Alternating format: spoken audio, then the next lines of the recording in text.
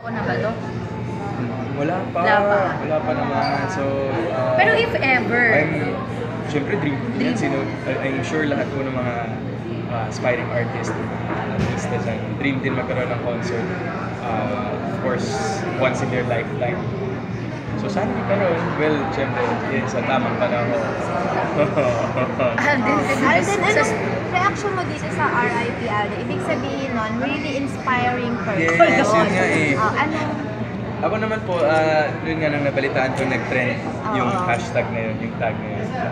Okay lang yun. I mean, mag-trend man in a good or a bad hashtag. At least nag-trend, that's all that matters. Pero nakakatuwa po talaga yung mga supporters na yung mga nag-defend po sa akin for that tweet na na-misinterpret nila talagang pinaglaban nila ako na without me making the first move. So thank you, sincerely. I mean, yung nararamdaman kong pagmamahal from the fans ngayon, iba, nakaka-overwhelm, tsaka hindi ko po in-expect. So thank you talaga. Sobrang dami nga ng mga fans sa social media, syempre iba talaga ang fans mo.